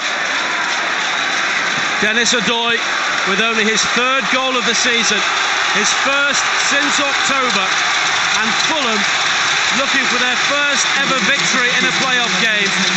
Lead 2-0 on the night, 2-1 on aggregate, and Derby are responding here with a double change. The first player to come on is Casey Palmer. Tom Lawrence is going off, and Aketianya will be replaced by Mates Vidra. They've got to go for it. Well, they have, but have they left it a little bit too late with Fulham being 2-1 up and dominating the game? Gary Rowett will be desperately hoping that these players make a difference. Well, Casey Palmer, on loan from Chelsea, has only scored a couple of goals so far as the high ball in from Forsyth is gathered by Bettinelli, and Forsyth was the player. Out-jumped by Odoi there, and Sessegnon has scored one and made one. As the ball just spins out of play on this near side, and Derby now need to score to force extra time, and the clock very quickly is moving against them. 23 minutes to play. Well, they've brought on the man that's got the golden boot in Matthew Vidra. Can he be the man, as Sessegnon has been so far? Can he be the man for Derby to drag them back into it? Green with a back header almost into the path of Vyman, and Vyman has won it on this near side. Infield now towards Bradley Johnson. Johnson with a high ball to the far post. Wisdom hooks it back infield, but only finds Targett, who rather slashes at the ball, and it bobbles away on the far side. Still in play, and Targett then completes the clearance by heading it out, and it will be a throw-in to Derby. Casey Palmer was on loan at Huddersfield when they won the playoffs last season. And Derby County were hoping some of that experience will rub off on him now. 68 minutes played on TalkSport 2. Fulham, who have never previously won in the playoffs, lead Derby County 2-0. Palmer now with a low cross in towards the near post, and it's blocked behind for a corner. They've got to try and not go deep, Fulham. Yes, they're 2-0 up.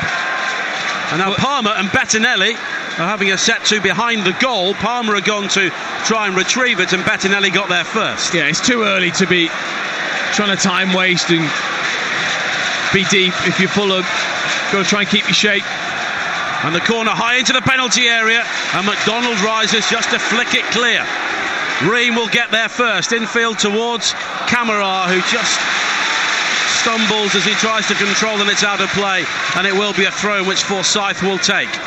21 minutes to play at Craven Cottage on TalkSport 2. Fulham leading, and now Johansson charges down a clearance from Curtis Davis, but there was just enough on the rebound to bobble through towards Carson. If that had stuck on the turf, it would have been curtains. It would, yeah. Curtis Davis took a big chance trying to clear that upfield, though. Felt he should have just put it out of play. Got away with one. Derby in their 10th successive season in the Championship. They are 20 minutes away from it becoming their 11th successive season outside the top flight, unless they can find a goal here. And the team which started the second half on their way to Wembley are now seeing their season coming to what they will consider a premature end. Forsyth with a throw-in on this near side. Infield towards Vidra. And now Huddleston picks out the run of Keogh charging forward. You just feel there may be one further twist in this game. Wisdom on the edge of the penalty area, given the opportunity to twist and turn, and he's found Palmer down the right. Palmer now will take on McDonald. Can he deliver the cross? He can, and the header from Vyman, who was never really set for it, just glances wide at the near post. Great bit of interplay from Wisdom and Casey Palmer. He's looked sharp since he's come on, Casey Palmer. Just stopped it, checked, went again, and stood it back behind McDonald for Vyman, and he should do better when it comes back to him. The pace is on the ball, he's just got to direct it. Again, with a lot of players, when they try and head it, they try and their necks really flick to almost put the power into it. They don't need to, just try and guide it, almost like Adoy did. Just guide it towards that far post. Don't forget tomorrow, Villa against Borough, the second leg of that semi-final, live on TalkSport, with Villa leading by 1-0 with Saggers, Sam and Matt Taylor. Wednesday night, Rotherham against Scunthorpe from League One, 2-2 from the first leg. They head to the New York Stadium. On Thursday, it's goalless between Exeter and Lincoln in League Two. And then on Friday, here's an opportunity as the back heel inside the area for Derby from Vidra comes to nothing. On Friday, Notts County against Coventry. They start at 1-1. Mitrovic with the ball down the centre looking for Kamara. Carson comes fully 50 yards from goal and then lumps it over the top straight through to Bettinelli. Again, Kamara just getting the beating of Forsyth for pace. If that ball had been slightly better, he'd have been in. That's what you want from your goalkeeper, Carson. Sweeping up, taking absolutely no chances of playing out. He's not going to start playing like Edison. Well, Derby lost in the playoffs in 2014 and 2016, and at the moment 2018 will not be a good year either. Sepsignon, the back heel from Kamara inside the area, almost found Mitrovic, but it's scrambled cleared by Curtis Davis for a throw-in on this near side. Starting to enjoy it, aren't they, Fulham? Especially that front three, lovely interplay. Again, great strength from Mitrovic to hold the ball up out to Sessegnon. He flicked it into Kamara, who tried a little Cruyff flick to Mitrovic. Good defending, Curtis Davis. Kearney looking for Kamara again on this near side. Forsyth with the clearance, only finding McDonald. Back towards Fredericks. 18 minutes to play on TalkSport 2 at Craven Cottage. Fulham 2, Derby 0. Fulham lead 2-1 on aggregate. Ream now with a hurried back pass under pressure from Jerome, and all Bettinelli can do is bobble it out of play, and it will be a corner to Derby. Self-inflicted potential wound. That's just simply overplaying. I mean, the ball was a little bit under hit from Adoy to Ream. You don't always have to try and play out from the back. You're under pressure. They've put more forward players on.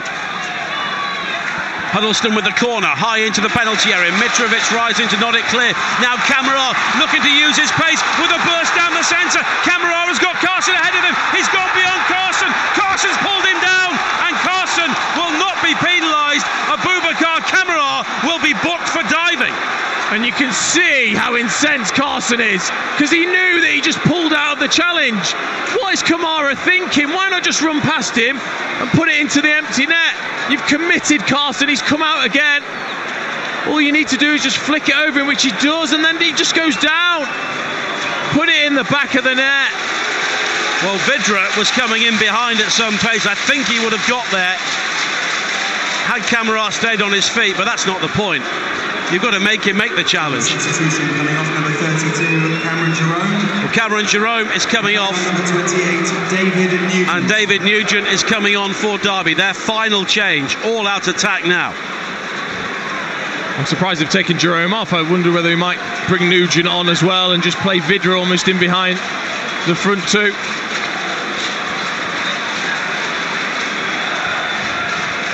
Well, Fulham are inching towards Wembley. 16 minutes to play. A long bouncing ball though into the area. Doesn't find Vyman for Derby, and it's gathered by Bettinelli. So Johansson and Kamara have both been booked in the second half for Fulham. But at the moment, they will be at Wembley on the 26th of May. Exclusive national radio commentary of the playoff final, only on TalkSport, the only station to bring you back-to-back the playoff final and then the Champions League final, Liverpool against Real Madrid. Dreadful ball now by Kamara, right across the centre of the field, and it's intercepted by Palmer, and now Nugent with a chase into the area down the right-hand side, and it's Ream with a very important intervention. They've just let themselves get a little bit excited. Scrappy Fulham in terms of their system. Sessegnon's got to do his work defensively. Kamara's got to do his work. Get your shape back. Just try and calm things down. Well, Matt Targett is now coming off, and Thomas Callas is coming on.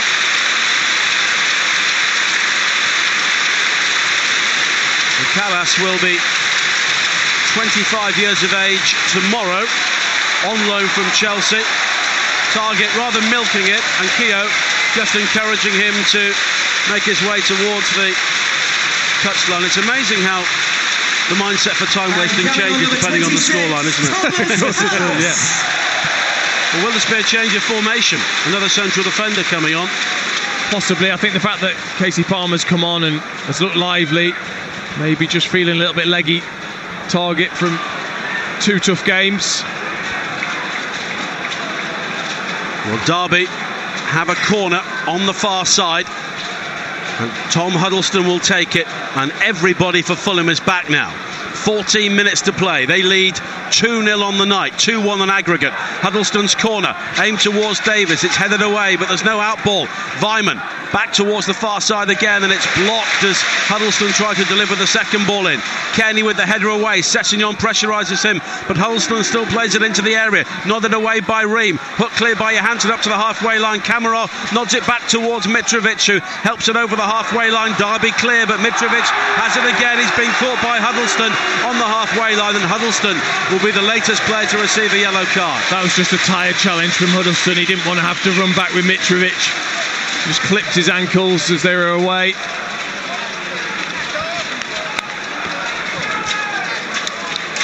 And Huddleston apologises to his teammates, but really he knew what he was doing. And now there is a set to involving Kevin McDonald and the Derby bench, and a yellow card has been shown towards McDonald as well, I think for time wasting, because he went off the field to have a drink. Absolutely right, Nige. Well, it's getting very, very tense out there, isn't it? You can understand why the mistakes are starting, and maybe brains are getting a bit scrambled at times. It's starting to get stretched, isn't it, the game? I mean, naturally Derby throwing men on and certainly committing more men forward, but it's leaving that gap, isn't it, now for the pace of Kamara and Sessegnon, who I think's gone to a wing-back position. Johnson infield towards Nugent. Now Vyman with a high ball forward towards the edge of the area.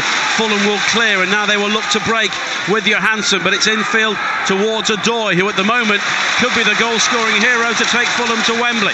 Fredericks down the right-hand side, under the lights now at Craven Cottage. Kamara scoops it into the area, but again, it's a Hollywood type of ball from Kamara in the sort of situation which didn't really demand it. Callas, though, steps in ahead of Nugent on halfway, and Kenny has it again for Fulham on this near side.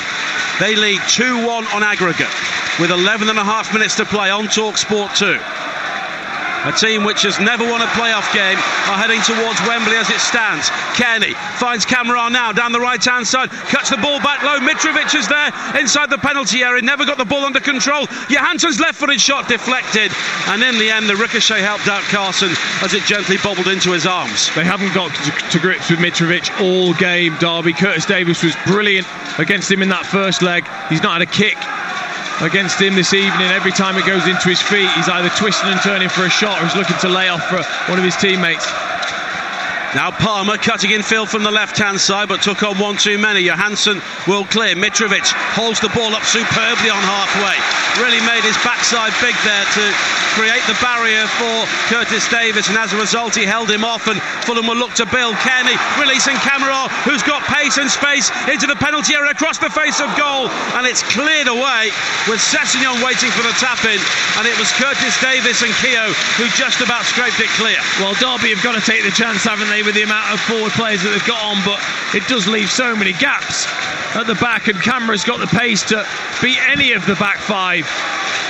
Just couldn't quite pick out Sessegnon, who'd made up a hell of a lot of ground to try and get into that near post. Fredericks now down the right-hand side for Fulham, infield towards Aboubakar Kamara. And his ball in field was another dicey one, but it found Johansson, and here is McDonald. Kamara once again, back towards McDonald. Mitrovic lurking on the edge of the penalty area. Now Kearney has managed to find Kamara into the final 10 minutes now at Craven Cottage. Fulham leading by 2-0. Mitrovic unable to ride the challenge of Davis this time, but it breaks on the edge of the penalty area. Johansson's left-footed shot, too close to Carson. Yeah, he did well to hold it as well, Carson. It had a little bit of dip on it. Again, opened up, and all three of the midfielders for Fulham are very capable of striking from distance, right down Carson's throat. Vidra wide towards Palmer on this near side. Derby beginning to run out of time here. They look to have a grip on this game at half-time, but Ryan Sessegnon and Dennis Odoi have wrested it from them. Wisdom with a low cross in from the far side, the right. Callas has time to control and clear. Mitrovic does well to hold the ball up on halfway, and here is Kearney looking for options. He's got Kamara to the right-hand side. Fredericks is ahead of him, and Fredericks will steam forward now into the penalty area down the right-hand side. Believes he was fouled there by Davis, but no challenge was offered and no decision given by the referee, and Fulham will quickly win it back though. Derby County are not creating anything. Here is Kearney now, sauntering towards this near side, finding Kamara, who will look to take on a tiring backpedalling Forsyth, and it's still Kamara deep into the penalty area, and the cross is blocked by Forsyth, and it's behind for a corner. Well, both Kamara and Mitrovic have done brilliantly to relieve some pressure. That was a foul on Fredericks, that's for sure, from Curtis Davis. I think that's one of those where if he goes down, he wins the free kick. It's just outside the penalty area as well. But great work from the two forwards, Mitrovic and Kamara, just relieving the pressure by holding the ball up well. Everybody on their feet here in the Stevenage Road stand, including ourselves, as Kearney takes the corner on this near side. Johansson comes short. 8 minutes to play on TalkSport 2.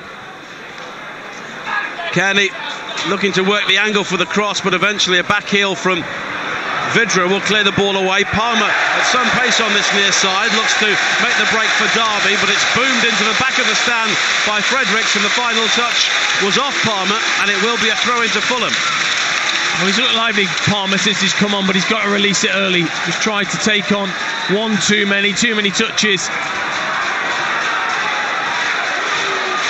And the referee just encouraging Fredericks to get on with things. Here is Kearney now on the wrong side of Vidra, on the edge of the penalty area, away to the right-hand side. Kamara has got space and time. Kearney was caught there, but the referee is happy for play to continue. McDonald plays the 1-2 with Johansson. Fulham are heading backwards at the moment, but now Ream wide towards Sessegnon, who's shaped to play the ball down the line and eventually does so, but it's a ball onto the chest of Bradley Johnson, who scored the first goal of the EFL season at Sunderland back in August. Can he come up with another one now to keep Derby alive? Not on this occasion, because they've given the ball away. McDonald wide towards Johansson on the left-hand side. Sessegnon steaming forward now in behind Wisdom. His cross, though, is met by a diving header of Forsyth at the near post, and Derby will try and clear the ball away, but they're a long way from the Fulham goal, and time is running out. 6.5 more minutes to go. Fulham leading by 2-0, 2-1 on aggregate. Well, anyone would think that Fulham are the ones that are desperate for the goal. They're doing all the attacking at the moment, and I just wonder, you take off Cameron Jerome, he's your physicality, he's the player that you can play it to.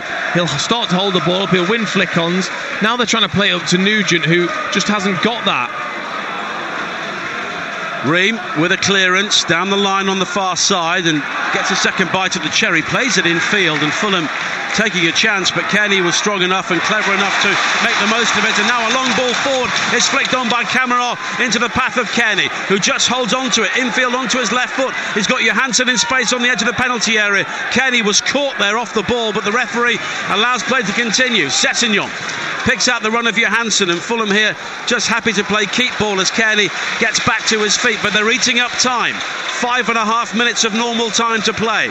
Fulham leading 2-0 on TalkSport 2, 2-1 on aggregate. Derby going out in the playoffs yet again.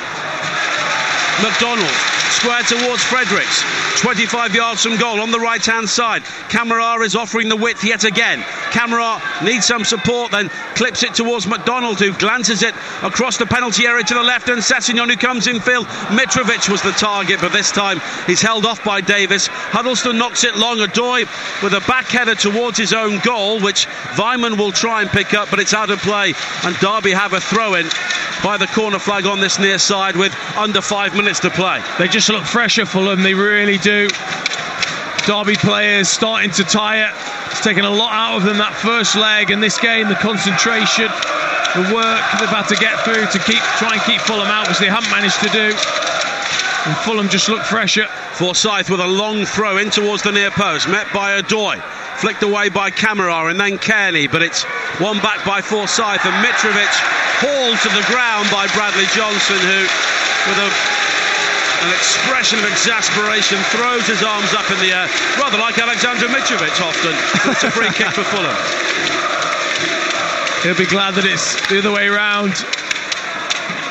Derby will just be thinking now, can they create that one chance? Can they get that one set play and the right delivery? Because at the moment they look out on their feet. They don't look like they've got any energy whatsoever to get that goal back. 4 minutes to play. Fulham 4 minutes away from Wembley. Don't forget, Aston Villa against Middlesbrough. Exclusively live on TalkSport tomorrow night with Sags, Sam Matterface and Matt Taylor. Controlled superbly by Adoy on this near side. The early ball forward was looking for Mitrovic, but it's guided back towards Scott Carson by Forsyth. What have Derby got left? Very little time, that's for sure. Now Huddleston has been robbed by Kearney.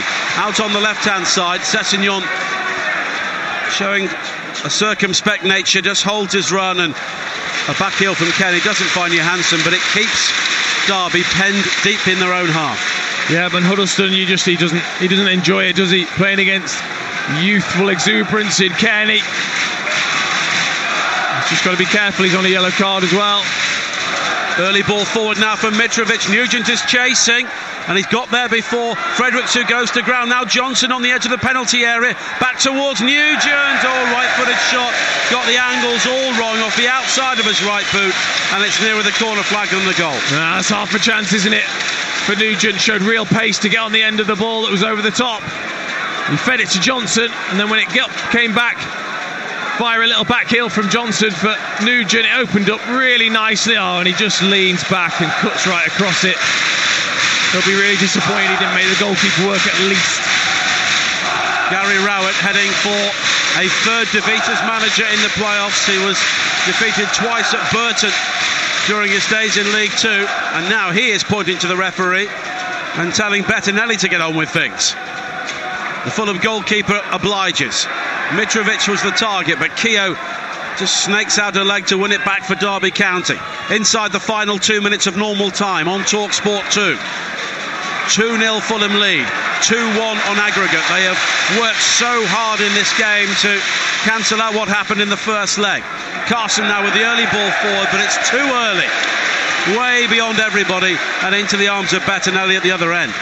To be fair to Carson, he's looked up there. You know, what have they got? We're into the 89th minute.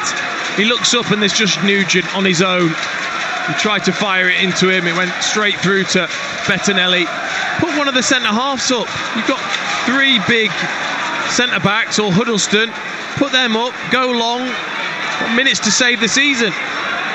Davis trying to move forward now, and he's found Vidra, and it's a good ball from him wide towards Weimann on the far side, but Sessegnon with some excellent defending, and he's helped up by Callas, and Callas was clipped there by Weimann, and it will be a free kick, and I think a foul there born of frustration for the Austrian. Well, he's disgusted, Weimann, that he didn't feel that he didn't get a penalty. Ryan Sessegnon, he just chops back inside. Ryan Sessegnon tries to do his defensive work.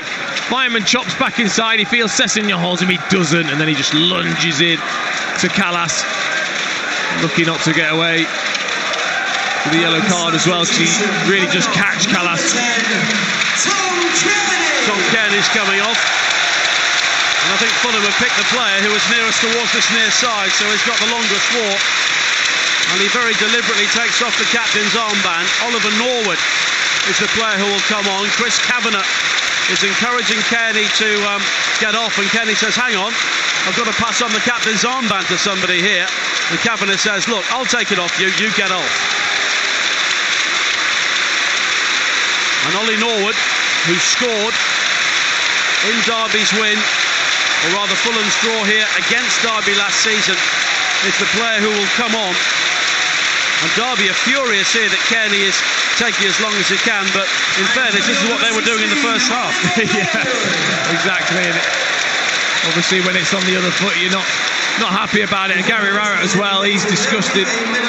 As a result, there will be 6 minutes of added time. How was there only 1 minute in the first half and 6 minutes? I know Keogh was down for a couple of minutes, but well, that's caused some consternation among the Fulham supporters and maybe given hope to Derby. But now Mitrovic at the other end. He's gone beyond Keogh and he's heading towards the corner flag. Keogh and Huddleston are trying to dig the ball out. Mitrovic is holding on to the corner flag for support, and the final touch was off Keogh, and it's a Fulham throw-in by that corner flag on the far side. Well, he was all alone, Mitrovic, and he held off 3 Derby defenders. Win his team a throw-in right down at the corner flag. He's put everything into this game, Mitrovic, he really has. Fantastic lone striker role that he's played.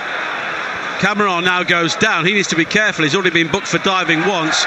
He then goes down again, and this time does get the free kick as he was fouled by Huddleston. Not sure. He went down very easily. Huddleston saying that to Kavanagh.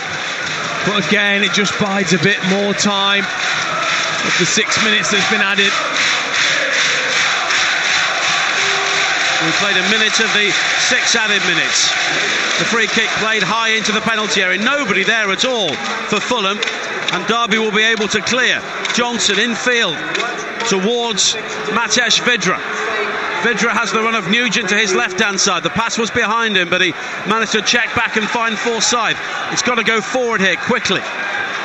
Now Huddleston, wide to the far side, and Wisdom. Wisdom has been tracked by Sessegnon as he heads into the penalty area, back towards Palmer, and Derby have so many shirts here, and the shot is driven in, and it's driven wide of the near post by Vidra. There was a cute pass from Casey Palmer. He waited and waited for that little dart from Vidra. Just darts into that near post area, and he gets his angles all wrong. He really does. You'd expect a player with as many goals as he has to know exactly where the goal is. He didn't that time. He's a good 10 yards wide. Well, there are Derby fans in tears already here, and we still have 4 minutes of added time to play. Bettinelli is going to take the goal kick. All the Fulham fans on their feet here, willing their team towards Wembley and keeping their dreams of the Premier League alive. Bettinelli's going to be booked here for time wasting. And really, I'm not surprised. And that could add on another 30 seconds. Not that he cares.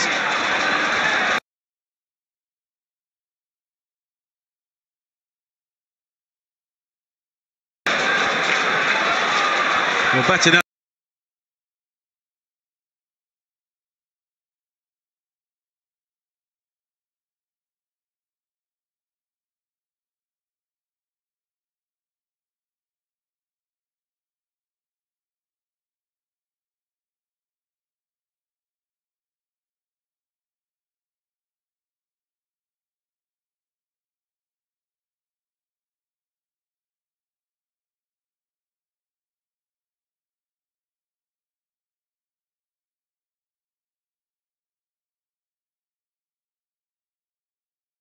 Palmer up towards the edge of the penalty area, cleared away by Callas.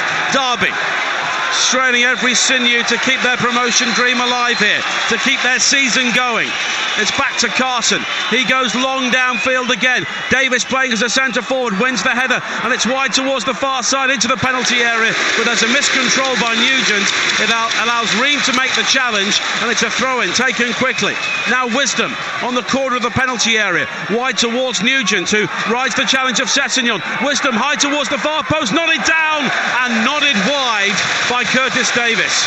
Oh, they just all got in each other's way. Keogh, Davis, Huddleston, they all went for the same ball. It was a decent delivery from Wisdom to the back post. They just all went for it, all got in each other's way, made a right hash of it. We've played 5 of the 6 added minutes here. Fulham are almost there.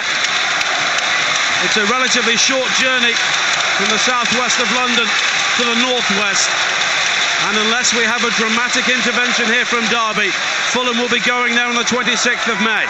Live on Talk Sport. Mitrovic does all he has to do by just knocking the ball out of play. It's a throw-in which Casey Palmer will take on the halfway line. Back it goes towards Huddleston. Has to be big, has to be long here. Huddleston up towards the edge of the area. Davis will chase. A backpedaling Fredericks will head clear. Now it's hooked on by Norwin. Up towards the halfway line. Huddleston has missed it, and the referee has blown the full-time whistle. And Fulham, for the first time in their history, have won a playoff match.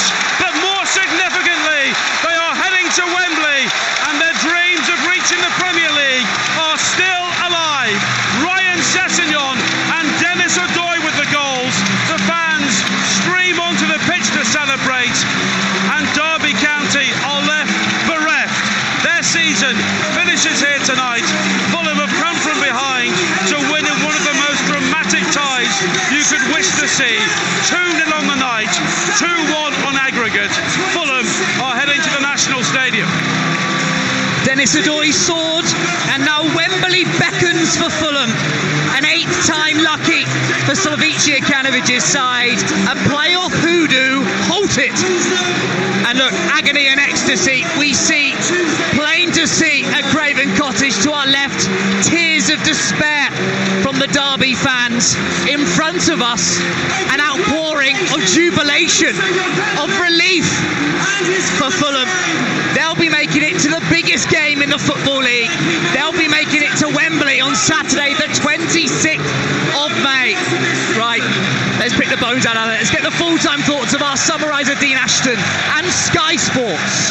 On the ball on TalkSport 2 with Sky Sports. The dedicated Sky Sports football channel features live football from around the globe, including the EFL, SPFL, La Liga and more. Alexander Mitrovic is hoisted into the night sky in West London. A hero. And throughout, from 1 to 11, Fulham delivered tonight. The fans believed, Jurkanovic believed, and Dean Ashton, most importantly, the Fulham players believed. They absolutely did, and you saw the emotion when that final whistle went. 5 or 6 of them just dropped to their knees, head on the floor, couldn't believe that they got to Wembley, and they've deserved it. And you're right, I tell you what, Jurkanovic stuck to the game plan. They just played and played and played and played, and they just wore Derby down. Derby couldn't cope in the end, but how interesting that it was a set play that gets them to Wembley. After all that lovely football, it's a set play that gets them there. We debated, do you take that risk? Do you continue to play when doubt creeps in and everyone outside of the dressing room is saying go another way, get balls in the box, go direct, go a little longer, bring the best out of Aleksandar Mitrovic? Well, Fulham probed, they persisted, and it paid off. Yeah, we were saying it, weren't we? We were saying they have to be more direct, and they didn't. They kept playing. I've been so impressed with the tempo that they set all game. Derby just couldn't cope. They were stretched throughout the whole game, second half especially. The tempo they were able to keep, and they were fresher. They were just fresher legs, youthful exuberance, and in the end it paid off. But as well, their big players turned up. Sessegnon, 17 years old, magnificent, brilliant finish. Mitrovic, 12 goals this season for Fulham, and he was unplayable. He was unplayable. You're right. His attitude was fantastic. He was aggressive. He won absolutely everything. And both of them two players, I think, epitomised Fulham's performance. Could be a long night tonight for those at Craven Cottage. Celebrations begin. Work still to do. But they're going to Wembley. They're returning to Wembley. What went wrong last season? A chance to put it right this time around for Slavici Kanovic's side at Wembley. And the opportunity for promotion to the Premier League. I want to talk Derby if I can, Dean. This is a Derby group. Their character, their reputation, their desire has been questioned. A few words on Gary Rowett's group, who I thought showed real bravery over two legs, fought hard for their club, did their city proud. Yeah, I have to agree. I think you can't say that they didn't give it absolutely everything. I think in the end it was just that Fulham are such a quality side, they couldn't be contained. And I look at that Derby side and I wonder how many of them can go again. I just wonder if it was a step too far for some of the players that are getting on slightly in age. And like I said, in the end, Fulham were just fresher, had fresher ideas, were more purposeful in the way that they went forward. And Derby they didn't have an answer, did they? They brought on Matis Vidra, they brought on Nugent. It just didn't work. It really didn't this evening. I know you'd have gone with Jerome straight through. He was replaced. He brought David Nugent on. Jerome offered a threat and ability to try and get them up the pitch. Was that when there's madness all around and Rowett stood to his bench, we're behind, we're chasing, we're looking to change something, we're trying to get ourselves up the pitch? Did he make the wrong call by bringing Cameron Jerome on? I just thought that the game was always going to go to a point where you were having to launch it. Yeah. It just does, and that's where Cameron Jerome would be better than Nugent, in my opinion. He was winning everything in the air anyway against Adoy. And to take him off at that point, it just they really did lose the momentum. And actually it was then Fulham that got onto the front foot. As soon as that change was made, Fulham got onto the front foot and Derby couldn't get out. And I just think that might have been a change that Gary Rowett might look back on and think, actually, should have tried to keep Cameron Jerome on for his physicality. A little exchange between the two fan base. A number of Fulham fans, unfortunately, have gone over to the far left-hand side to try and confront a number. Well, let's be honest, an entire allocation of Derby County fans that have stayed to the very end to make sure that Gary Rowett's side received the applause off the pitch as they were safely escorted by police. And now the said police are trying to just separate the fan bases. Fortunately, a little bit ill feeling to finish a wonderful night. And now a pyrotechnic has been launched from the Derby County fans in the direction of a number of Cottagers fans that have made. Hopefully it's not a night. The main story will be a fractious finish here at Craven Cottage, where we should be celebrating a wonderful night and two sides that went hammer and tong, Dean Ashton, until the very end. I saw a number of the Derby players dragging themselves off at the full-time whistle, physically dragging themselves through actually maybe the last 15 minutes of the affair as well. They were spent. They had nothing left. No, they didn't, and it's going to take a while to get over it. It's going to be a long summer for them Derby players to take defeat at this stage of the season. They've done so well to get themselves into the playoffs, but it just was a step too far. Fulham have been magnificent, and I think Fulham showed tonight. They didn't in that first leg, but tonight they really showed what's been so great about them all season. How special are this Fulham side? with the potential of Villa or Middlesbrough still to play in the Sky Bet Championship playoff final Saturday the 26th, live and exclusive on TalkSport.